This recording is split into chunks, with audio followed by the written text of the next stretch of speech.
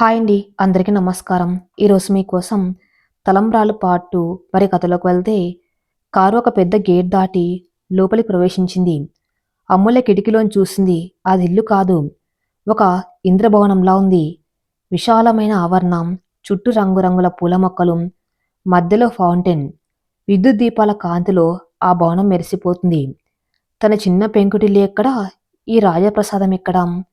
అమూల్య మనసులో అభద్రతా భావం మళ్ళీ పడవిప్పింది. నేనిక్కడ ఇమ్మడగలనా అనే సందేహం ఆమెను ఉక్కిరిబిక్కిరి చేస్తుంది. కారు పోర్టికోలో ఆగింది.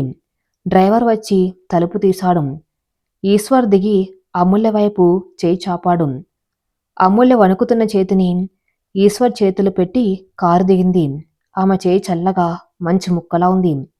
ఈశ్వర్ అది గమనించి ఆమె చేతిని కొంచెం గట్టిగా నొక్కి నీ ఉన్నాను అన్న ధైర్యాన్ని స్పర్శ ద్వారా అందించాడు. మరో కారులో రవి, హరిణి దిగారు. హరిణి ముఖంలో ఆశ్చర్యం, ఆనందం తాండవిస్తున్నాయి. అబ్బా, ఎంత పెద్ద ఇల్లు! అక్క, మనం అదృష్టవంతులం అని అమూల్య చెవిలో గుసగుసలాడింది. అమూల్య మాత్రం మౌనంగానే ఉంది. ద్వారం దగ్గర సుభద్రమ్మ, విశ్వనాథం గారు, మరికొందరు దగ్గర బంధువులు నిలబడి ఉన్నారు. సుభద్రమ్మ చేతిలో హారతి పళ్ళెముంది. ఆ ముఖంలో పెళ్లి పందిర్లో ఉన్నంత అసహనం లేదు, కానీ పూర్తి సంతోషం కూడా లేదు. కేవలం బాధగా చేస్తున్నట్టు ఉంది. రండి, లోపలికి రండి అని బంధువుల్లో ఒక పెద్ద ఆవిడ పిలిచింది. సుభద్రమ్మ కోడలిద్దరికి హారతి ఇచ్చింది. ఎర్ర నీళ్లతో దిష్టి తీసింది. ముందు పెద్ద కోడలు కుడి కాలు పెట్టి లోపలికి రావాలి అంది ఆ పెద్దావిడ. అమూల్య గుండె వేగంగా కొట్టుకుంటుంది. గడప దగ్గర బియ్యంతో నింపిన కుంచముంది. దాన్ని కుడికాలుతో తన్ని లోపలికి రావాలి. అది ఆచారం. కాని అమూల్య కాళ్ళు వణుకుతున్నాయి. ఎక్కడ తూలి పడిపోతానో, ఎక్కడ కుండను సరిగ్గా తన్ననో అని భయం. ఆమె తటపటాయిస్తూ ఉంటే ఈశ్వర్ మెల్లగా ఆమె చెవిలో, అమూల్య, కంగారు పడకు. అది కేవలం బియ్యం కుండ. నీ అదృష్టం ఆ కుండలో లేదు, నీ అడుగులో ఉంది. ధైర్యంగా తన్ను అని చెప్పాడు. ఆ మాటలు అమూల్యకు మందుల పనిచేశాయి. ఆమె ఊపిరి బిగపట్టి కుడికాలు పైకెత్తి కుంచాన్ని తన్నింది. బియ్యం గలగలమని శబ్దం చేస్తూ ఇంట్లోకి చిందినాయి. లక్ష్మీదేవి నడిచి వచ్చినట్టుగా అమూల్య లోపలికి అడుగుపెట్టింది.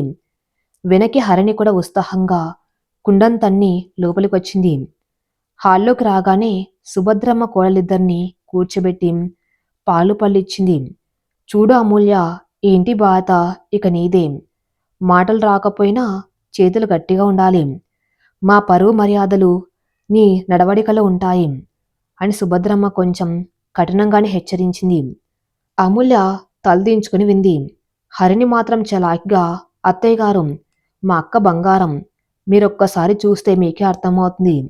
అయినా నీ ఉన్నానుగా, అక్కకేమైనా కావాలంటే నేను చూసుకుంటాంది.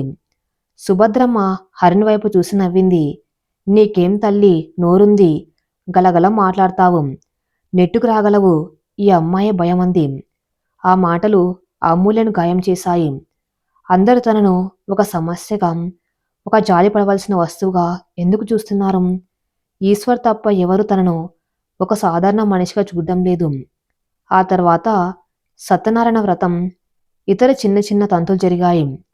హరిణి, రవి మధ్య ఉన్న చనువు, నవ్వులు చూసి బంధువులు ముచ్చటపడ్డారు. అమూల్య, ఈశ్వర్ మాత్రం మౌనంగా గంభీరంగా కూర్చున్నారు. వారి మధ్య మాటల సందల్లేదు.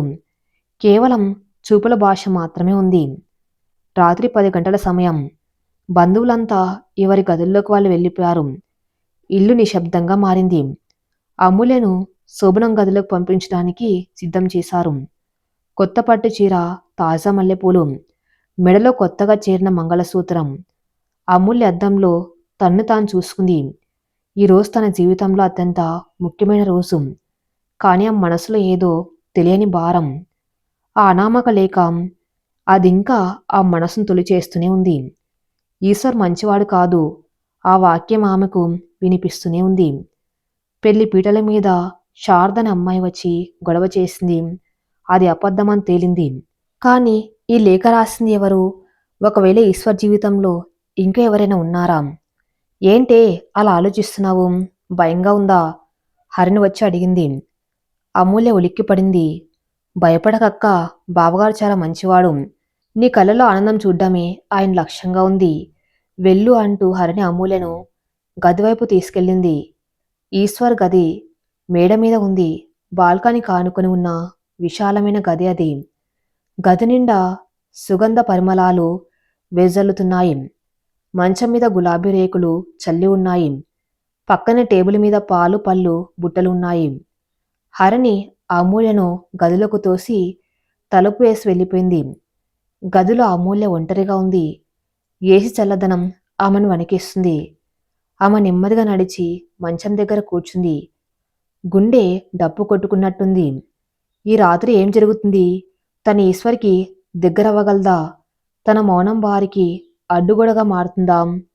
అంతకంటే ముఖ్యంగా ఆ లేఖ విషయం ఆయనకు చెప్పాలా వద్దాం? చెబితే ఆయన ఎలా స్పందిస్తారు? కోపగించుకుంటారా లేక నమ్ముతారా? అమూల్య తన చీరకొంగులు దాచుకున్న ఆ లేఖను బయటకు తీసింది. దాన్ని చేతిలో పట్టుకుని గట్టిగా నలిపింది. అంతలో తలుపు తెరుచుకుంది. ఈశ్వర్ లోపలికి వచ్చాడు. అతను పట్టే పంచే లాల్చీలో చాలా హుందాగా ఉన్నాడు. అమూల్య వెంటనే లేచి నిలబడింది. ఆ లేఖను వెనక్కి దాచుకోబోయింది. ఈశ్వర్ తలుపు గడియ పెట్టి నెమ్మదిగా అమూల్య వైపు నడిచాడు. ఆమె దగ్గరికి రాగానే అమూల్య తల వంచుకుని నిలబడింది. కూర్చో అమూల్య. ఈశ్వర్ గొంతు మృదువుగా ఉంది. అమూల్య మంచం అంచున కూర్చుంది. ఈశ్వర్ పక్కన కూర్చోలేదు. ఎదురుగా ఉన్న కుర్చీని లాక్కొని ఆమెకు అభిముఖంగా కూర్చున్నాడు. ఇది అమూల్యకు ఆశ్చర్యం కలిగించింది. సాధారణంగా భర్త పక్కన కూర్చుంటాడు కదా. రిలాక్స్ అన్నాడు ఈశ్వర్. నాకు తెలుసు నీకు చాలా కంగారుగా ఉంది. ఈ వాతావరణం, ఈ కొత్త ఇల్లు, ఈ కొత్త బంధం అన్నీ నిన్ను ఇబ్బంది పెడుతున్నాయి. మనం భార్యాభర్తలుగా మారడానికి తొందర లేదు. ముందు స్నేహితులుగా మారదాం. నీకు ఓకేనా? ఆ మాటలు అమూల్య మీద ఉన్న ఒత్తిడిని సగం తగ్గించాయి. ఆమె తల ఎత్తి ఈశ్వర్ వైపు కృతజ్ఞతగా చూసింది. పాలు తాగుతావా అడిగాడు. అమూల్య వద్దు అని తలాడించింది. సరే ఇప్పుడు చెప్పు, నీ చేతిలో ఏముంది? నువ్వు నన్ను చూసి దాన్ని ఎందుకు దాచావు? ఈశ్వర్ సూటిగా అడిగాడు. అతని కళ్ళకు ఏది దాచలేమని అమూల్యకు అర్థమైంది. అమూల్య వణికిపోయింది. ఆమె చేతులు చెమర్చాయి. భయపడకు, నేను నిన్ను ఏమీ అనను. అదేంటో నాకు చూపించు అని ఈశ్వర్ చేయి చాపాడు. అమూల్య ఇక దాచలేకపోయింది. నలిగిపోయిన కాగితం మొక్కను ఈశ్వర్ చేతిలో పెట్టింది. ఈశ్వర్ దాన్ని తెరిచి చదివాడు. ఈ పెళ్లి చేసుకోవద్దు. ఈశ్వర్ మంచివాడు కాదు. ఆయన వెనక ఒక చీకటి గతముంది. నీ జీవితం నాశనం చేసుకోకు. చదువుతూ ఉంటే ఈశ్వర్ ముఖ కవలికలు మారాయి. మొదట ఆశ్చర్యం, తర్వాత కోపం, చివరగా ఒక చేదు చిరునవ్వు అతని పెదాల మీద మెరిసింది. అతను అమూల్య వైపు చూశాడు. ఇది ఎప్పుడు దొరికింది నీకు? అమూల్య చేతి వేళ్లతో నిన్న రాత్రి అని సైగ చేసింది. నిన్న రాత్రి దొరికినా నువ్వు ఈ పెళ్లికి వచ్చావు. మండపంలో శారద వచ్చి గొడవ చేసినా నన్ను నమ్మావు. ఎందుకని? ఈశ్వర్ గొంతులో ఆశ్చర్యం ఉంది. అమూల్య లేచి పక్కనే ఉన్న రైటింగ్ ప్యాడ్ తీసుకుంది. పెన్ తీసుకుని వణుకుతున్న చేతులతో రాసింది. నాకు మాట రాకపోవచ్చు, కానీ మనసుల కళ్ళల్లో నిజం కనిపిస్తుంది. మీ కళ్ళల్లో నాకు మోసం కనిపించలేదు. అందుకే నమ్మాను. కానీ భయం మాత్రం ఉంది. ఆ చీటిని ఈశ్వర్కి ఇచ్చింది. ఈశ్వర్ దాన్ని చదివి అమూల్య వైపు గాఢంగా చూశాడు. ఆ క్షణం వారిద్దరి మధ్య ఒక అదృశ్య బంధం ఏర్పడింది. థ్యాంక్ యూ అమూల్య, నా మీద ఇంత నమ్మకం ఉంచినందుకు. నిజం చెబుతాను విను. నా జీవితంలో చీకటి గతం అంటూ ఏమీ లేదు, కానీ శత్రువులు ఉన్నారు. ఈశ్వర్ చెప్పడం మొదలుపెట్టాడు. అమూల్య ఆసక్తిగా వింటుంది. నేను చిన్న వయసులోనే బిజినెస్లోకి వచ్చాను. మా నాన్నగారు సంపాదించిన దాన్ని 10 చేశాను. ఎదుగుతున్నప్పుడు శత్రువులు తయారవటం సహజం. ఆ శారద విషయం కూడా ఎవరో కావాలని చేయించిందే. ఆమె పిచ్చిది కావచ్చు, కానీ ఆమెను సరిగ్గా ముహూర్తం టైంకి మండపానికి పంపించింది ఎవరో వెనక ఉండి నడిపించారు. ఇప్పుడు ఈ లేఖ కూడా వాళ్ళ పనే. ఈశ్వర్ లేచి నిలబడి కిటికీ దగ్గరికి వెళ్ళాడు. బయట చీకటిని చూస్తూ అన్నాడు. నాకు ఒక అనుమానం ఉంది. మా బిజినెస్లో పోటీదారుడు జగపతి అని ఒకడున్నాడు. వాడు చాలాసార్లు నన్ను దెబ్బ కొట్టాలని చూశాడు. కానీ ఇలా నా వ్యక్తిగత జీవితం మీద పడతాడని అనుకోలేదు. వాడు నిన్ను, నా కుటుంబాన్ని టార్గెట్ చేస్తున్నాడు. ఈశ్వర్ మళ్ళీ అమూల్య దగ్గరికి వచ్చి ఆమె చేతులు పట్టుకున్నాడు. అమూల్య, నువ్వు నా భార్యగా ఇంట్లో అడుగుపెట్టావు అంటే నా సమస్యలు కూడా నీవే అవుతాయి. నిన్ను భయపెట్టాలని కాదు, సిద్ధం చేయాలని చెబుతున్నాను. వాళ్ళు మళ్ళీ మళ్ళీ ప్రయత్నించవచ్చు. నన్ను మానసికంగా దెబ్బతీయాలని చూస్తారు. ఎందుకంటే నువ్వు అమాయకురాలివి అని వాళ్ళకు తెలుసు. కానీ నువ్వు భయపడకూడదు.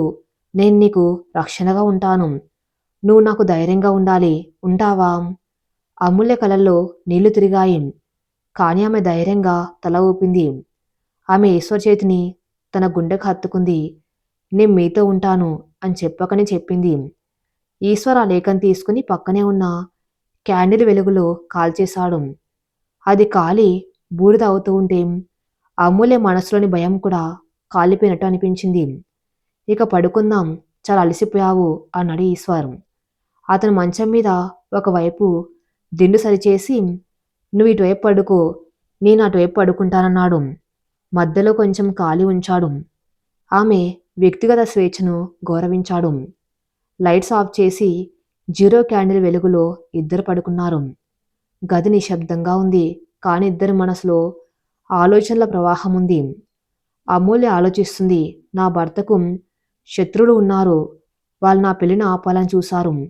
నేను వాళ్ళని ఎదుర్కోగలనా? నా మౌనం నా బలహీనత కాకూడదు. ఆయన కోసం నేను మారాలి, ధైర్యం తెచ్చుకోవాలి. ఈశ్వర్ ఆలోచిస్తున్నాడు. జగపతిగాడు ఇంతకు తెగించాడంటే వాడింకా ఏదో ప్లాన్ చేసి ఉంటాడు. అమూల్య చాలా సున్నితమైంది. ఆమెను కాపాడుకోవటం నా బాధ్యత. ఆమె మౌనాన్ని వాడు ఆయుధంగా వాడుకోకూడదు. అర్ధరాత్రి అమూల్యకు మెలకు వచ్చింది. కొత్త చోట నిద్రపడ్డం లేదు. పక్కనే ఈశ్వర్ గాడి నిద్రలో ఉన్నాడు. కిటికీ వైపు నుండి చల్లగాలి వస్తుంది. అమూల్య లేచి కిటికీ మూయడానికి వెళ్ళింది. కిటికీ దగ్గర నిలబడి బయటకు చూసింది. గేటు దగ్గర స్ట్రీట్ లైట్ వెలుగులో ఒక కారు ఆగి ఉంది. అందులో ఎవరో కూర్చుని ఈ ఇంటి వైపు చూస్తున్నారు. అమూల్య కళ్ళు చిట్లిని చూసింది. కారు అద్దం కొంచెం కిందకు దిగింది. అందులో ఒక వ్యక్తి ముఖం కనిపించింది. ముఖం మీద ఘాటు ఉంది. అతని చేతిలో సిగరెట్ కాలుస్తున్నాడు. అతను అమూల్య వైపు చూసి వేటకారంగా నవ్వినట్టు అనిపించింది. మరుక్షణం కారు స్టార్ట్ చేసి వెళ్ళిపోయాడు. అమూల్యకుండి జల్లుమంది. ఎవరతను? జగపతినా లేక మరెవరైనా? ఆమె వెంటనే కిటికీ తలుపులు గట్టిగా మూసేసింది. భయంతో వచ్చి మంచం మీద కూర్చుంది. ఈశ్వర్ని లేపుదామా అనుకుంది. కానీ అతను అలసిపోయి నిద్రపోతున్నాడు. లేదు, ఇప్పుడు లేపొద్దు, రేపు ఉదయం చెబుతాను అనుకుని మళ్ళీ పడుకుంది. కానీ ఆమెకు నిద్ర రాలేదు. ఆమె చేతిని ఈశ్వర్ చేతికి దగ్గరగా జరిపి అతని వేలు పట్టుకుంది. ఆ స్పర్శ ఆమెకు కొండంత ధైర్యాన్నిచ్చింది. తెల్లవారుజామున పక్షుల కిలకిల రాగాలతో మెలకు వచ్చింది. ఈశ్వర్ అప్పటికి లేచి స్నానం చేసి రెడీగా ఉన్నాడు. గుడ్ మార్నింగ్ అమూల్య అన్నాడు చిరునవ్వుతో. అమూల్య లేచి కూర్చుంది. రాత్రి చూసిన దృశ్యం గుర్తుకొచ్చింది. చెప్పాలా వద్దా అని ఆలోచిస్తూ ఉండగా గత్తలుపు ఎవరో కొట్టారు. ఈశ్వర్ లేచారా? సుభద్రమ్మ గొంతు. ఈశ్వర్ వెళ్ళి తలుపు తీశాడు. అమ్మాయి ఇంక పడుకునే ఉందాం, తెల్లారిపోయింది. ఈరోజు వంటింట్లో పాలు పొగించాలి. అందరూ ఎదురు చూస్తున్నారు. త్వరగా రెడవమని చెప్పు అంది సుభద్రమ్మ లోపల ఉన్న అమూల్య వైపు చూడకుండానే. అలాగే అమ్మా, 10 నిమిషాల్లో వస్తుంది అని చెప్పాడు ఈశ్వర్. అమూల్య చకచక లేచి బాత్రూం వైపు పరిగెత్తింది. ఈశ్వర్ నవ్వుకున్నాడు. నిదానంగా ఏం పర్లేదన్నాడు. అమూల్య తయారై కిందికి వచ్చేసరికి హాల్లో అందరూ ఉన్నారు.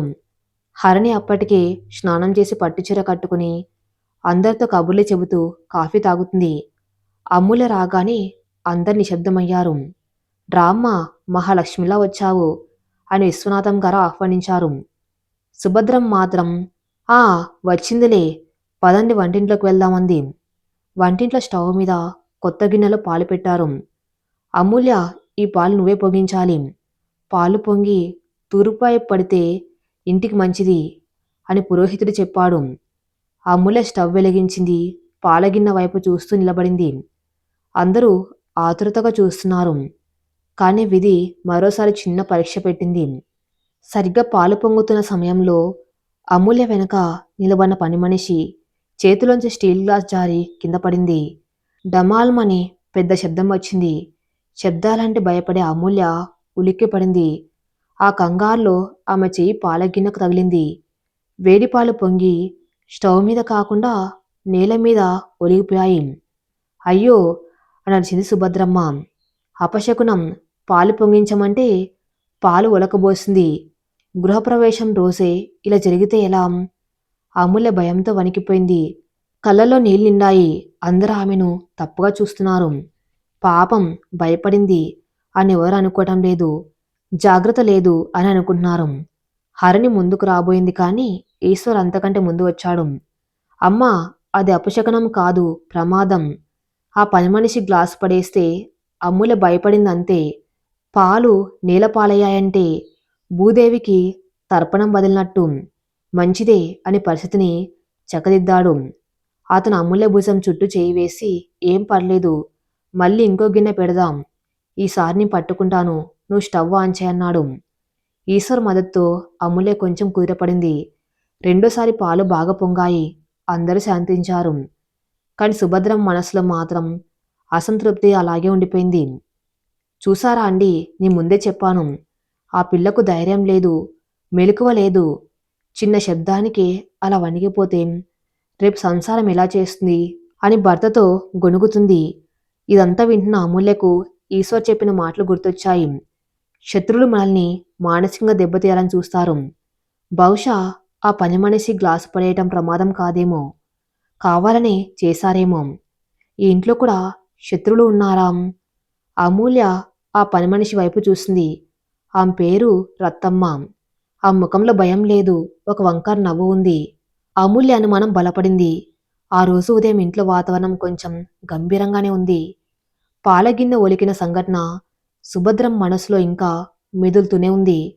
అయితే ఈశ్వర్ ఆ విషయాన్ని అంత తేలిగ్గా కొట్టిపరేయటం ఆమెకు నచ్చలేదు. మగవాళ్ళకి ఇంట్లో జరిగే శకునాలు ఆచారాల గురించి ఏం తెలుస్తుంది? అంతా మూఢనమ్మకం అంటారు. కాని ఇల్లు చక్కదిద్దాల్సింది ఆడవాళ్లే కదా అని తన గదిలో కూర్చుని విశ్వనాథం గారితో అంటుంది సుభద్రమ్మ. విశ్వనాథం గారు నవ్వి, సుభద్ర, జరిగిన దాన్ని పట్టుకుని వేలాడకు. ఆ అమ్మాయి అమాయకురాలు. కొత్త ప్రదేశం, కొత్త మనసులు. ఆపై ఆ అమ్మాయికున్న లోపం, ఇవన్నీ కలిపి ఆమెను భయపెట్టి ఉంటాయి. నువ్వు అత్తగారుల కాకుండా అమ్మల దగ్గరకు తీసుకుంటే ఆ భయం పోతుంది అనితో పలికారు. సుభద్రమ్మ నిట్టూర్చింది. ప్రయత్నిస్తాను, కానీ నా భయమంతా మా వంశం పరువు గురించే. సరే, ఈరోజు మధ్యాహ్నం కొత్త కోడళ్ళు వంట చేయాలి కదా, చూద్దాం ఎవరు ఎలా చేస్తారు అని లేచింది. వంటిల్లు అది మామూలు వంటిల్లు కాదు, ఒక చిన్న రెస్టారెంట్ కిచెన్లా ఉంది. మోడ్రన్ చిమ్మీలు, ఓవెన్లు, పెద్ద పెద్ద రాకులు. అమూల్యకి ఇవన్నీ కొత్తే. ఆమె తన చిన్న ఇంట్లో కట్టెల పొయ్యి మీద లేదా చిన్న గ్యాస్ స్టవ్ మీద వంట చేసి అలవాటు పడింది. ఇక్కడ ఇన్ని రకాలు చూస్తూ ఉంటే ఆమెకు కంగారుగా ఉంది. హరిణి మాత్రం చాలా ఉత్సాహంగా ఉంది. వావ్ అక్క, చూడి ఫ్రిడ్జ్ ఎంత పెద్దదో, ఇందులో మనం ఐస్ క్రీమ్స్ పెట్టుకోవచ్చు, చాక్లెట్స్ పెట్టుకోవచ్చు అంటూ గలగల మాట్లాడుతుంది. సుభద్రమ్మ వంటింట్లోకి వచ్చింది. వెనుక రత్తమ్మ కూడా ఉంది. చూడండి అమ్మాయిలు, ఈరోజు మీ చేతి వంట రుచి చూడాలని అందరూ ఎదురు చూస్తున్నారు. హరిణి, నువ్వు పాయసం చెయ్యి. అమూల్య, నువ్వు గారెలు పులిహోర చెయ్యి. రత్తం మీకు సాయం చేస్తుంది, కాని వంట మాత్రం మీరే చేయాలి అని ఆర్డర్ వేసింది సుభద్రమ్మ. హరిణికి వంట అంతగా రాదు. ఏదో మ్యాగీ చేయడం, టీ పెట్టడం తప్ప పెద్దగా ప్రవేశం లేదు. కానీ అమూల్యకు వంట అంటే ప్రాణం. పిన్ని దగ్గర ఉండి రకరకాల వంటలు నేర్చుకుంది. ఆమె చేతికి ఒక ప్రత్యేకమైన రుచి ఉంది. అమూల్య మౌనంగా తల ఊపి పని మొదలుపెట్టింది. పప్పు నానబెట్టి గ్రైండర్ ఎక్కడుందో వెతుకుతుంది. రత్తమ్మ ఒక పక్క నిలబడి అమూల్యని గమనిస్తుంది. ఆమె కళ్ళలో ఏదో కుట్ర కనిపిస్తుంది. అమ్మా, గ్రైండర్ స్విచ్ అక్కడ మూల ఉంది అని రత్తమ్మ చెప్పింది. అమూల్య వెళ్ళి స్విచ్ వేసింది. పప్పు రుబ్బడం మొదలుపెట్టింది. హరిణి మాత్రం పాలు స్టవ్ మీద పెట్టి ఫోన్లో రీల్స్ చూసుకోవడం మొదలుపెట్టింది. హరణి, పాలు అడుగంటుతాయి చూసుకో అని అమూల్య సైగ చేసింది కానీ హరణి చూడలేదు. కాసేపటికి అమూల్య పిండి రుబ్బి గారెలు వేయడానికి నూనె పెట్టింది. పులిహోర కోసం చింతపండు రసం తీసింది. ఆమె పనితీరు చాలా చకచక నీటిగా ఉంది. ఎక్కడ చిందరవందరంగా లేకుండా చాలా పద్ధతిగా చేస్తుంది. అది చూసి రత్తమ్మకు ఆసియ వేసింది. ఈ మూగది ఇంత బాగా వంట చేస్తే ఇక నా పెత్తనం సాగదు. ఈశ్వర్ బాబు ఈమె చేతి వంట తింటే ఇక వదిలిపెట్టడు అనుకుంది రత్తమ్మ. రత్తమ్మ మెల్లగా అమూల్య పక్కకు వచ్చింది. అమ్మ, ఉప్పు డబ్బా ఇదిగో అంటూ ఒక డబ్బా ఇచ్చింది. అమూల్య ఆ డబ్బా తీసుకుని వాసన చూసింది. అది ఉప్పు డబ్బా కాదు, బేకింగ్ సోడా. గారెల పిండిలో బేకింగ్ సోడా ఎక్కువ వేస్తే గారెలు నూనె పీల్చేస్తాయి, రుచి పాడవుతుంది. అమూల్యకు వెంటనే అనుమానం వచ్చింది. ఉప్పు సోడా తేడా తెలియని అమాయకురాలు కాదు ఆమె. అమూల్య రత్తమ్మ వైపు తీక్షణంగా చూసింది. రత్తమ్మ కంగారు పడి, అయ్యో సారీ అమ్మా, పొరపాటున సోడా డబ్బా ఇచ్చాను, ఉప్పు డబ్బా పక్కన ఉంది అని నొచ్చుకుంటున్నట్టు నటించింది. అమూల్య మౌనంగా ఉప్పు డబ్బా తీసుకుంది. కానీ ఆ మనసులో ఒక విషయం సుష్టమైంది. రత్తమ్మ ప్రమాదకారి. పొద్దున పాలు ఒలికించటం, ఇప్పుడు తప్పు డబ్బా ఇవ్వటం, ఇవి పొరపాట్లు కావు, ప్లాన్ ప్రకారం జరుగుతున్న పనులు. ఇంతలో హరిణి పెట్టిన పాయసం మాడి వాసన రావటం మొదలైంది. అయ్యో అని హరిణి అరిచింది. అమూల్య పరిగెత్తుకుంటూ వెళ్ళి స్టవ్ ఆపేసింది. అడుగున మాడింది, వాసన గది ఎంత పాకింది. ఏంటి హరిణి, పాయసం మార్చేశావా? సుభద్రమ్మ వంటింట్లోకి వస్తూ అడిగింది. వాసన చూసి ఆ ముఖం చిట్లించింది. సారీ అత్తయ్య, కొంచెం రీల్స్ చూస్తూ ఉంటే. హరిణి నాలిక కరుచుకుంది. రీల్సా? వంటగదిలో ఫోన్ ఏంటమ్మా? బాధ్యత ఉండనక్కర్లేదా? రేపింటికి చుట్టాలు వస్తే మాడిన పాయసం పెడతావా? సుభద్రమ్మ కోపగించుకుంది. హరిణి ముఖం చిన్నబోయింది. అమూల్య వెంటనే రంగంలోకి దిగింది. మాడిన పాయసాన్ని పక్కన పెట్టి వేరే గిన్నెలో కొంచెం నెయ్యి వేసి, డ్రై ఫ్రూట్స్ వేయించి, సేమ వేయించి, పాలు పోసి చకచక సేమ పాయసం తయారు చేసింది. కేవలం 10 నిమిషాల్లో వేడివేడి పాయసం రెడీ చేసింది. ఆ తర్వాత గారెలు వేసింది. అవి బంగారు రంగులో కరకల్లాడుతూ వచ్చాయి. పులిహోర వాసన ఇల్లంతా గుబాళించింది. సుభద్రమ్మ ఆశ్చర్యపోయింది. ఇంత త్వరగా చేశావా? అమూల్య హరిణి వైపు చూసి, ఈ పాయసం నువ్వు చేశావని చెప్పు అని సైగ చేసింది. కాని హరిణి ఒప్పుకోలేదు. వద్దక్క, అత్తయ్య ఈ పాయసం కూడా అక్కే చేసింది, నేను పాడు చేశాను. అక్క లేకపోతే ఈరోజు పరువు పోయేది అని నిజం చెప్పేసింది. సుభద్రమ్మ అమూల్య వైపు చూసింది. ఆమె చూపులు మొదటిసారి కొంచెం మెప్పుదల కనిపించింది. బాగా చేశావు, చేతిలో పనితనముంది, సర్లే అందరికి వడ్డించండి అని చెప్పి వెళ్ళింది. డైనింగ్ టేబుల్ దగ్గర ఈశ్వర్, రవి, విశ్వనాథ్ గారు కూర్చున్నారు. అమూల్య హరిణి వడ్డిస్తున్నారు. ఈశ్వర్ ఒక గారె తిన్నాడు. అద్భుతం, అమ్మో, ఈ అమ్మ చేసే గారెల కంటే బాగున్నాయన్నాడు. సుభద్రమ్మ అక్కడ లేకపోయినా వంటింట్లో ఉన్న ఆమెకు ఆ మాట వినపడింది. ఆమె చిన్నగా నవ్వుకుంది. కొడుకు సంతోషమే ఆమెకు ముఖ్యం. రవి పాయసం తింటూ, హరిణి, నువ్వు చేసింది మాడిపోయింది కదా, మరి ఇది ఎవరు చేశారు అని ఆడపట్టించాడు. అక్క చేసిందిలే, నా చేతి వంట తినాలంటే మీరు ఇంకా కొన్ని రోజులు ఆగాలి అని హరిణి నవ్వేసింది. అందరు నవ్వుకున్నారు. అమూల్య మాత్రం రత్తమ్మ వైపు చూసింది. రత్తమ్మ మామూలుగా నిలబడి కోపంగా చూస్తుంది. ఆమె ప్లాను బెడిసి కొట్టిందని ఆమె ముఖంలో తెలిసిపోతుంది.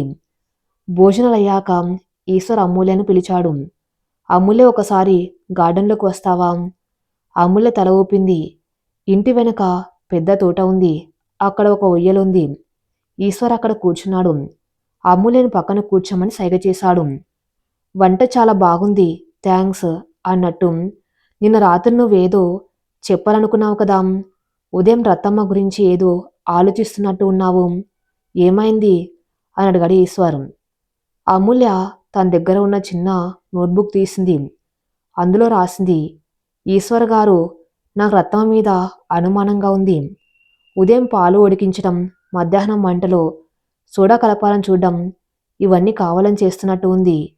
అంతేకాదు, నిన్న రాత్రి గేటు దగ్గర ఒక కారు ఆగింది. అందులో ఉన్న వ్యక్తిని చూసి రత్తమ్మ సైగ చేసినట్టు అనిపించింది. ఆ కారులో ఉన్న వ్యక్తి ముఖం మీద ఘాటు ఉంది.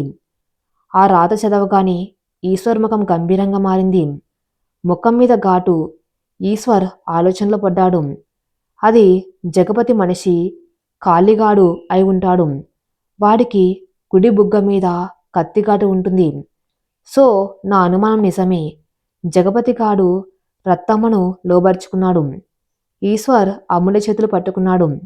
అమూల్య, నువ్వు చాలా తెలివైన దానివి. మాటలు రాకపోయినా నీ గమనింపు శక్తి అద్భుతం. నువ్వు చెప్పింది 100% నిజం. రత్తమ్మ మన ఇంట్లో ఉన్న గూఢచారి. అమూల్య భయంగా చూసింది. మరిప్పుడేం చేద్దాం అన్నట్టు కనుబొమ్మలు ఎగరేసింది. ఇప్పుడే రత్తమ్మను నిలదీస్తే లాభం లేదు. ఆమె బుకాయిస్తుంది. పైగా జగపతి జాగ్రత్త పడతాడు. మనం వాళ్ళకు తెలియకుండా వాళ్ళ ఆట కట్టించాలి. నువ్వు సామాన్యంగా ఉండు. రత్నం మీద ఒక కన్నేసి ఉంచు. కానీ ఆమెకు అనుమానం రానియకు. ఈలోగా నేను కాళీగాడి సంగతి చూస్తాను అన్నాడు ఈశ్వర్. అమూల్యకు ఈశ్వర్ మాటలు ధైర్యాన్నిచ్చాయి.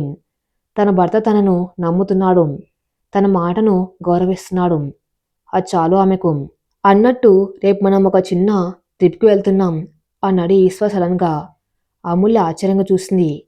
అవును, హనీమూన్ అనుకో, లేదా పుణ్యక్షేత్రం దర్శనం అనుకో. శ్రీశైలం వెళ్దాం.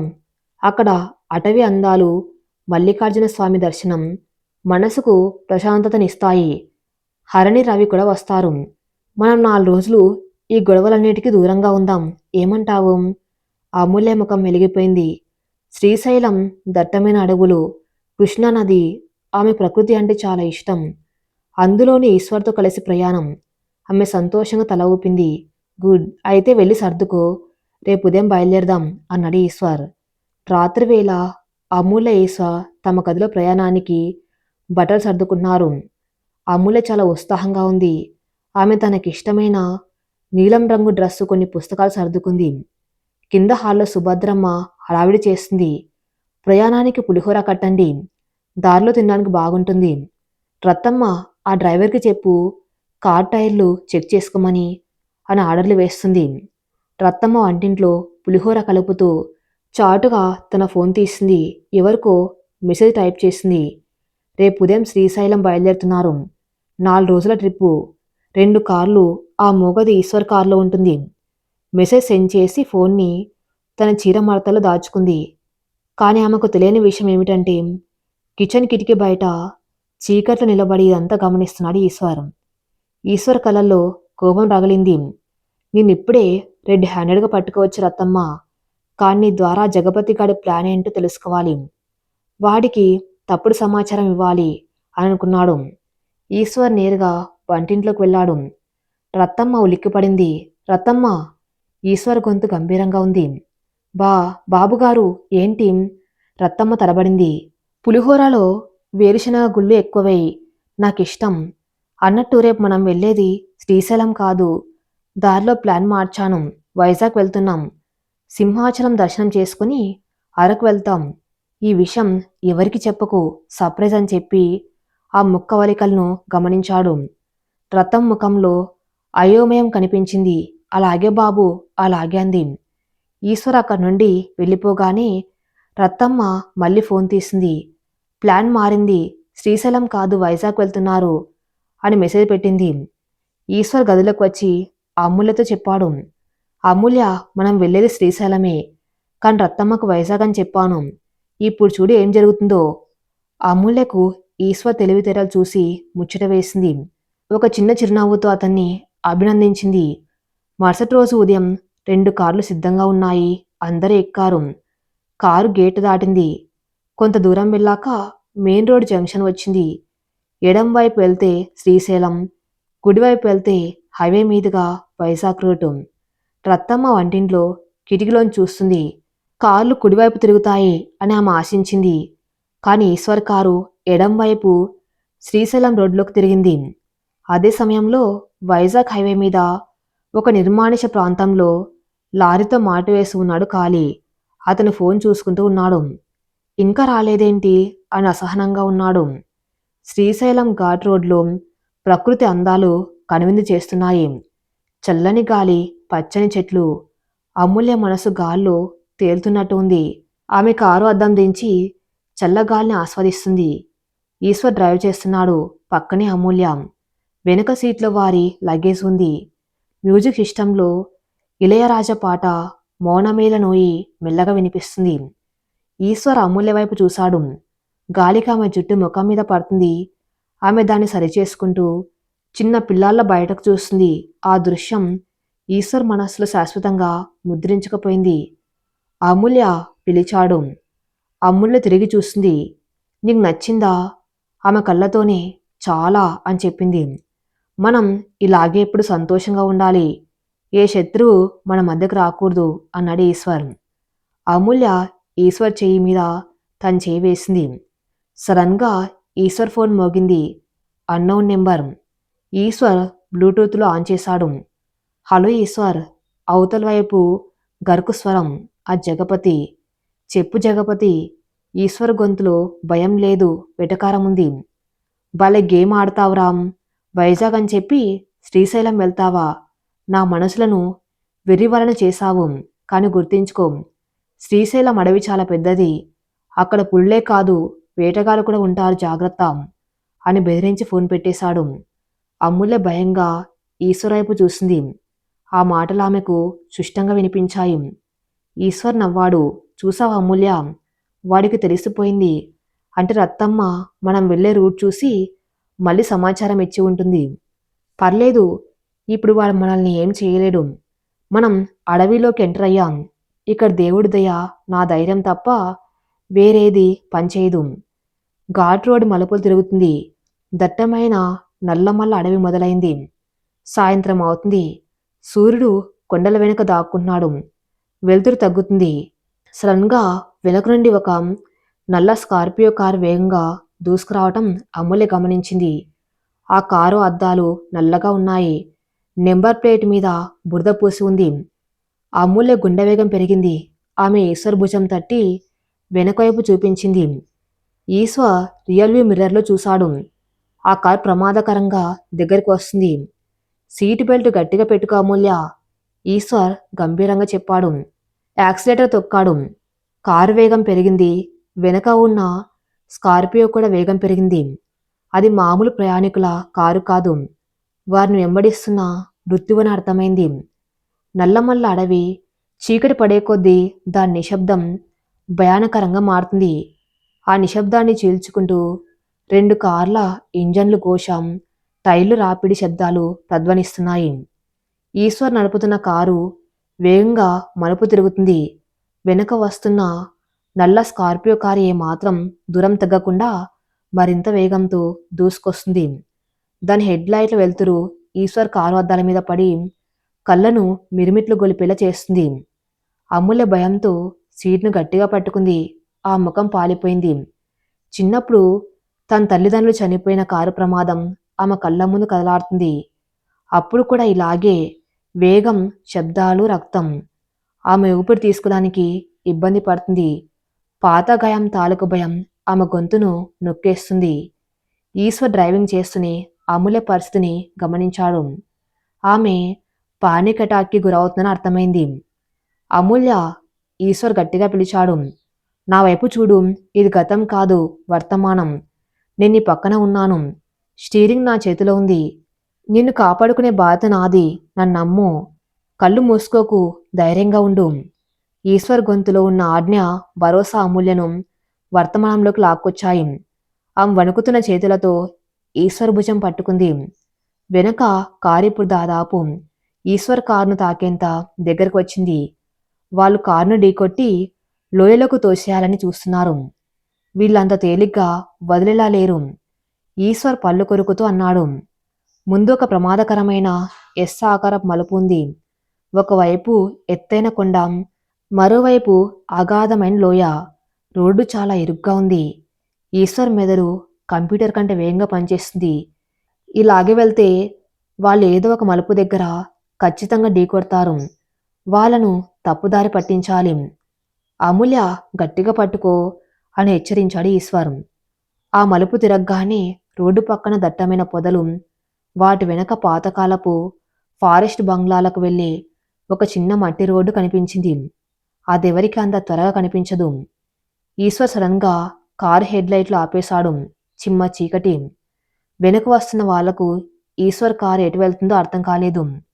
అదే అదనుగా ఈశ్వర్ స్టీరింగ్ను ఒకసారిగా ఎడం వైపు తిప్పి ఆ మట్టి రోడ్లోకి కారు పోనించి వెంటనే బ్రేక్ వేసి పొదల వెనుక ఆపేశాడు. ఇంజిన్ ఆఫ్ చేశాడు.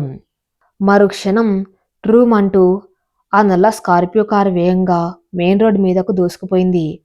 వాళ్ళు ఈశ్వర్ కారు ఇంకా ముందే వెళ్తుందని అనుకుని చీకట్లో వేగంగా ముందుకు వెళ్ళిపోయారు. అడవిలో మళ్ళీ నిశ్శబ్దం. ఈశ్వర్ ఊపిరి పీల్చుకున్నాడు. హమ్మయ్యా, వెళ్ళిపోయారు. అతను అమూల్య వైపు తిరిగాడు. అమూల్య ఇంకా వణుకుతూనే ఉంది. ఆమె నుదుటి మీద చెమటలు పట్టాయి.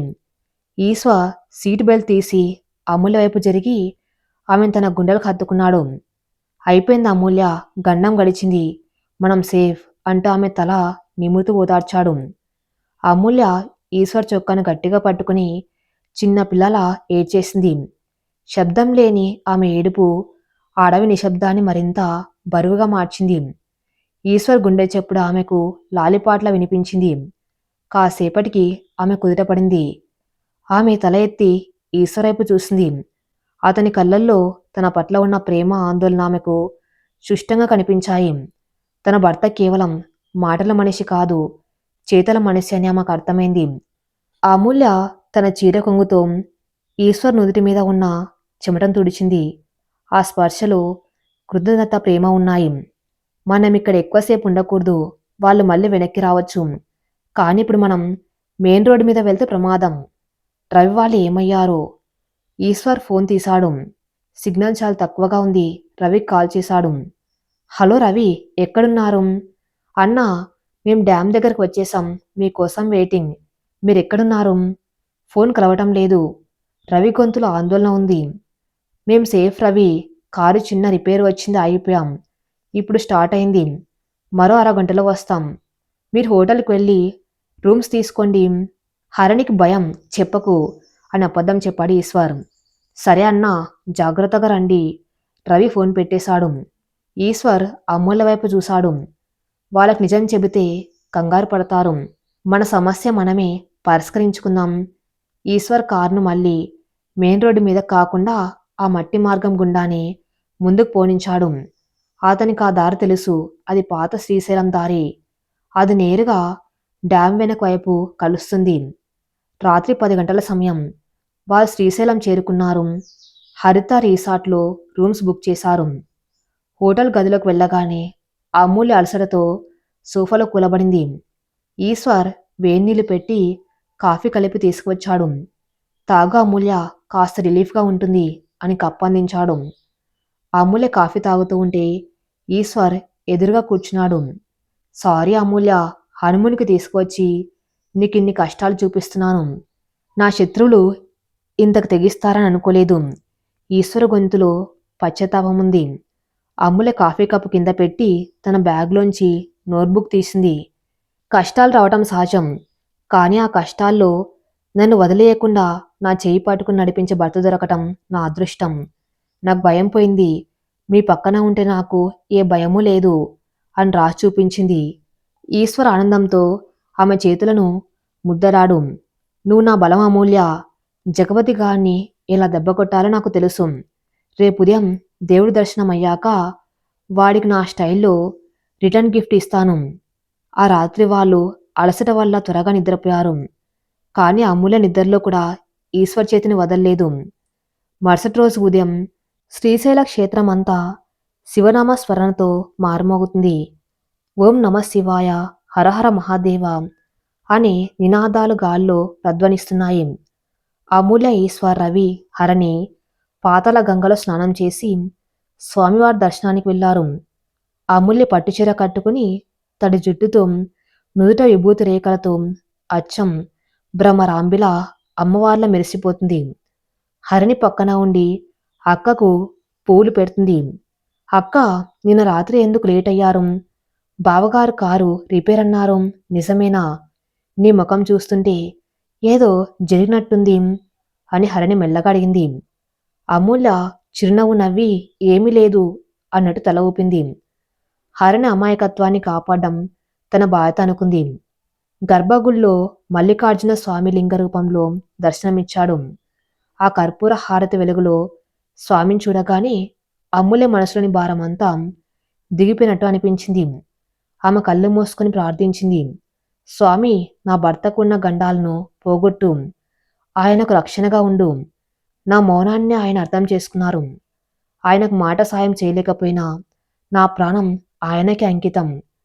పూజారిగారు తీర్థం ప్రసాదం ఇచ్చారు. దంపతులిద్దరూ దీర్ఘకాలం సుమంగళీభవ అని ఆశీర్వదించారు. ఆలయం వెలుపల వారు ప్రసాదం కౌంటర్ దగ్గర నిలబడి ఉన్నారు. ఈశ్వర్ ఫోన్ చూసుకుంటూ ఉన్నాడు. అప్పుడు జనసమూహంలో నుండి ఒక వ్యక్తి వారిని గమనిస్తున్నట్టు అమూల్య కనిపించింది. ఆ వ్యక్తి తల గుడ్డ కట్టుకుని ఉన్నాడు. ముఖం సరిగ్గా కనిపించడం లేదు. కాని అతని కుడి చేతి మీద ఒక పచ్చబొట్టు ఉంది. పులిబొమ్మ. అమూల్యకెక్కడో అనుమానం తట్టింది.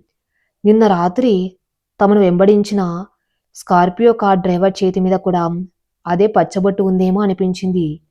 ఆ చీకట్లో కార్ లైట్ల వెలుగులో క్షణకాలం పాటు ఆమె ఏదో గమనించింది. ఆమె వెంటనే ఈశ్వర్ చెయ్యి లాగింది. ఆ వ్యక్తిని చూపించింది. ఈశ్వర్ అటువైపు చూసేసరికి ఆ వ్యక్తి జనం మధ్యలో కలిసిపోయాడు. ఎవరు అమూల్య? అమూల్య తన చేతి మీద బొమ్మ గీసినట్టు సైగ చేసింది. పులి బొమ్మ. ఈశ్వర్కి అర్థమైంది. వాడు కాళీగాడి తమ్ముడు సింహం. వాడిక్కడే ఉన్నాడా? అంటే వాళ్ళింకా మనల్ని వదల్లేదు. ఈశ్వర్ రవిని పిలిచాడు. రవి, నువ్వు హరిని తీసుకుని షాపింగ్కి వెళ్ళు. నాకొక చిన్న పని ఉంది. ఇక్కడే లోకల్ ఫ్రెండ్ని కలవాలి. అమూల్య నాతో వస్తుంది. ఒక గంటలో కలుద్దాం. రవి సరే అన్నా అని వెళ్ళిపోయాడు. హరిణి రవి వెళ్ళగానే ఈశ్వర్ ముఖం మారింది. అతనిలో ఆఫీసర్ లక్షణాలు బయటకొచ్చాయి. అమూల్య, వాళ్ళు మనల్ని ఫాలో అవుతున్నారు. గుళ్ళో వాళ్ళు ఏం చేయలేరు. కానీ మనం బయటకు వెళ్ళగానే దాడి చేయవచ్చు. మనం వాళ్ళను ట్రాప్ చేయాలి. ఈశ్వర్ ఒక ప్లాన్ వేశాడు. వారు గుడి వెనక వైపు ఉన్న నిర్మానుష్య ప్రదేశానికి నడిచారు. అక్కడ పాత మండపాలు ఉంటాయి. జనం తక్కువగా ఉన్నారు. ఈశ్వర్ ఒక స్తంభం చాటున నిలబడ్డాడు. అమూల్యను తన పక్కన ఉన్న చిన్న గుడి దగ్గర కూర్చోమన్నాడు. కాసేపటికి ఆ తలగుడ్డ వ్యక్తి చుట్టూ చూసుకుంటూ అక్కడికి వచ్చాడు. అమూల్య ఒంటరిగా ఉండటం చూసి అతని కళ్ళల్లో క్రూరత్వం మెరిసింది. అతను ఫోన్ తీసి, అన్నా, ఆ ఆడది ఇక్కడ ఒంటరిగా ఉంది. ఈశ్వర్ గారు కనిపించడం లేదు. ఇదే మంచి ఛాన్స్. దీన్ని ఎత్తుకెళ్తే ఈశ్వర్ గాడు మన కాళ్ళ దగ్గరకు వస్తాడు అని ఎవరితోనే చెప్పాడు. అతను నెమ్మదిగా కత్తి తీసి అమూల్య వైపు అడుగులు వేశాడు. అమూల్య గుండె గట్టిగా కొట్టుకుంటుంది. ఆమెకి ఈశ్వర్ మీద నమ్మకం ఉంది. ఆయన ఎక్కడికి వెళ్ళలేదు, పక్కనే ఉన్నాడు. సింహం అమూల్య వెనుక నిలబడి ఆమె నోరు ముయ్యబోయాడు. సరిగ్గా అదే క్షణం ఒక మెరుపు వేగంతో ఈశ్వర్ స్తంభం చాటు నుండి బయటకు వచ్చాడు. సింహం చేతిని గట్టిగా పట్టుకుని వెనక్కి విరిచాడు. ఆ అని అరవబోయాడు సింహం. కాని ఈశ్వర్ అతని గొంతు పట్టుకుని గోడ కదిమి పెట్టాడు. గుళ్ళో హింస చేయకూడదురా. కాను దేవుడి సన్నిధిలో రాక్షస పనులు చేస్తూ ఉంటే తప్పదు. ఈశ్వర్ గొంతులో ఆగ్రహం ఉంది. సింహం చేతిలోని కత్తి కింద పడింది. ఎవరు పంపారా? జగపతే కదా? ఈశ్వర్ ప్రశ్నించాడు. సింహం గిలగిల కొట్టుకుంటూ ఉన్నాడు. వదులు, మా అన్న కాలి వస్తున్నాడు. నిన్ను చంపేస్తాడు. వాడి కోసమేరా చూస్తున్నాను అని ఈశ్వర్ అతన్ని ఒక గదిలోకి తోసి బయట గడియ పెట్టాడు. అమూల్య పరిగెత్తుకుంటూ వచ్చి ఈశ్వర్ వెనుక దాక్కుంది. భయపడక అమూల్య, ఒకరు దొరికాడు. ఇప్పుడు వీడి ఫోన్తోనే వాడెన్నని పిలుద్దాం. ఈశ్వర్ కింద పడి ఉన్న సింహం ఫోన్ తీసుకున్నాడు. అందులో చివరి కాల్ కాళిక చేసింది. ఈశ్వర్ మెసేజ్ టైప్ చేశాడు. పని అయిపోయింది. ఆవిడని తీసుకుని వెనక్ గేట్ దగ్గరికి వస్తున్నాను. కార్ రెడీగా ఉంచు. మెసేజ్ వెళ్ళింది. రా అమూల్య, ఈ ఆటను ముగించేద్దాం అన్నాడు ఈశ్వర్. వారు వెనక్ గేట్ వైపు నడిచారు. అక్కడ అటవీ ప్రాంతం మొదలవుతుంది. అక్కడ ఒక పాడుబడిన షెడ్డు ఉంది. కాళి తన గ్యాంగ్తో స్కార్పియో కార్ దగ్గర వెయిట్ చేస్తున్నాడు. ఈశ్వర్ అమూల్యను ఒక చెట్టు చాటున ఉండమని చెప్పి తన ముందుకు వెళ్ళాడు. కాని అతను ఈశ్వర్లా కాకుండా తల గుడ్డ కట్టుకుని సింహంలాగా నటిస్తూ వెళ్ళాడు. కాళి ఆత్రంగా ఏరా తెచ్చావా అని అడిగాడు. ఈశ్వర్ దగ్గరికి వెళ్ళి తలగుడ్డ తీసేశాడు. తెచ్చాన్రా, కాని తమ్ముణ్ణి కాదు, వాడి యమపాసాన్ని. కాళీ షాకయ్యాడు. ఈశ్వర్ వెంటనే కాళీ గ్యాంగ్ కత్తులు తీశారు. 4 రౌడీలు ఈశ్వర్ మీదకొచ్చారు. అమ్ముల చెట్టు చాటు నుండి భయంగా చూస్తుంది. ఆమె కళ్ళు మూసుకోవాలనుకుంది, కానీ తన భర్త పోరాటం చూడాలనిపించింది. ఈశ్వర్ ఒక సింహంలా విరుచుకుపడ్డాడు. మార్షల్ ఆర్ట్స్ తెలిసిన ఈశ్వర్ వారిని సమర్థవంతంగా ఎదుర్కొంటున్నాడు. గాల్లో ఎగిరి ఒకణ్ణి తన్నాడు, ఇంకొకణ్ణి చేతిని మెలితిప్పాడు. కాని కాలి వెనక నుండి వచ్చి ఈశ్వర్ తల మీద రాడుతో కొట్టబోయాడు. ఈశ్వర్ అని అరవాలని అమూల్య ప్రయత్నించింది, కానీ గొంతు పెగల్లేదు. ఆమె వెంటనే కింద ఉన్న ఒక రాయిని తీసుకుని బలం కొద్దీ కాలువైపు విసిరింది. ఆ రాయి సరిగ్గా కాలు భుజానికి తగిలింది. గురి తప్పలేదు. కాలి అబ్బా అంటూ వెనక్కి తిరిగాడు. ఆ ఒక్క క్షణం చాలు ఈశ్వర్కి. ఈశ్వర్ పక్కు తప్పుకొని కాలిని ఓ గుద్దు గుద్దాడు. కాలి ఎగిరి కారు బోనెట్ మీద పడ్డాడు. స్లో కోల్పోయాడు. మిగిలిన రౌడీలు పారిపోయారు. ఈశ్వర్ ఆయాసపడుతూ నిలబడ్డాడు. అమూల్య పరిగెత్తుకుంటూ వచ్చి అతన్ని పట్టుకుంది. ఆమె అతన్ని అటు ఇటు తిప్పి చూసింది, ఏమైనా దెబ్బలు తగిలాయేమో అని. ఈశ్వర్ నవ్వాడు. నేను బాగానే ఉన్నాను అమూల్య. ఆ రాయి విసిరింది నువ్వే కదా. గురి అదిరిపోయింది. నా భార్య కేవలం అందగత్తె మాత్రమే కాదు, వీరవనిత కూడా అని మెచ్చుకున్నాడు. అమూల్య సిగ్గుతో తలదించుకుంది, కానీ ఆమెలో ఒక కొత్త ఆత్మవిశ్వాసం మొగ్గ తొడిగింది. తన అబల కాదు, అవసరమైతే తన భర్తను కాపాడుకోగల సబల. ఈశ్వర్ పోలీసులకు ఫోన్ చేశాడు. లోకల్ ఎస్ఐ ఈశ్వర్కి తెలిసినవాడే. వెంటనే పోలీసులు వచ్చి కాలిని గదిలో ఉన్న సింహాన్ని అరెస్ట్ చేశారు. థ్యాంక్ యూ ఈశ్వర్ గారు. వీళ్ళు పాత నేరస్తులు. జగవతి పేరు బయట పెట్టలేకపోయినా వీళ్ళ నేరాలు వీళ్ళని జైల్లో ఉంచుతాయి. మీరు క్షేమంగా వెళ్ళండి అని ఎస్ఐ చెప్పాడు. సాయంత్రం రిసార్ట్ బాల్కాన్లో ఈశ్వర్ అమూల్య కూర్చున్నారు. కృష్ణానది ప్రవాహం, దూరంగా కొండలు. వాతావరణం చాలా రొమాంటిక్గా ఉంది. హరణి రవి కింద గార్డెన్లో ఫోటోలు తీసుకున్నారు. ఈశ్వర్ అమూల్య చేయి పట్టుకుని, ఈ ట్రిప్లో మనం చాలా చూసాం, కానీ అనుభవాలు మనల్ని ఇంకా దగ్గర చేశాయి. రేపు మనం ఇంటికి వెళ్తున్నాం, కానీ అక్కడ ఇంకో యుద్ధం ఉంది. రత్తమ్మ జగవతి మనసులో అరెస్ట్ అయ్యారని తెలియగానే ఆమె అలర్ట్ అవుతుంది. మనం ఆమెను ఎలా డీల్ చేయాలో ఒక ప్లాన్ ఉంది అని అన్నాడు. అమూల్య ఆసక్తిగా చూసింది. మనం ఇంటికి వెళ్ళగానే నువ్వు రత్తమ్మతో చాలా కోపంగా ప్రవర్తించు. ఆమె ఏదో తప్పు చేస్తుందని అందరి ముందర నిలదీయి. అప్పుడు ఆమె రియాక్షన్ ఎలా ఉంటుందో చూద్దాం. సుభద్రమ్మ గారికి కూడా ఆమె నిజస్వరూపం తెలియాలి చెప్పాడు ఈశ్వర్. అమూల్య తల ఊపింది. ఈసారి ఆమెకు భయం లేదు. రత్తమ్మ ఆట కట్టించడానికి ఆమె సిద్ధంగా ఉంది. కానీ విధి మరొక మలుపు తిప్పింది. ఈశ్వర్ ఫోన్ మోగింది. ఇంటి నుండి సుభద్రమ్మ ఫోన్ చేస్తుంది. హలో అమ్మా. ఈశ్వర్ ఫోన్ లిఫ్ట్ చేశాడు.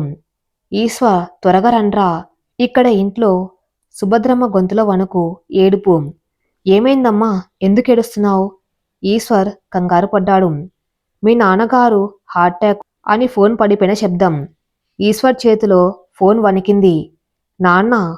అమూల్య అది విని షాక్ అయింది. ఇదంతా జగవతి పనా, లేక నిజంగానే అనారోగ్యమా? ప్రశాంతంగా ముగిసిందనుకున్న ట్రిప్పు ఒక విషాద వార్తతో ముగిసింది. మరి నెక్స్ట్ పార్ట్లో విశ్వనాథం గారి ఆరోగ్యం పరిస్థితి ఎలా ఉంది? ఇది సహజంగా వచ్చిన హార్ట్ అటాకేనా, లేక విషప్రయోగమా? రత్తమ పాత్ర ఇందులో ఉందా? ఇంటి బాధలను అమూల్య ఎలా భుజాన వేసుకుంది? సుభద్రమ్మ ఈ కష్టకాలంలో కోడలకు దగ్గర అవుతుందా? ఏం జరుగుతుందో నెక్స్ట్ పార్ట్లో చూద్దాం. నెక్స్ట్ పార్ట్ కోసం నా ఛానల్ని ఫాలో అవుతూనండి. Thank you for listening.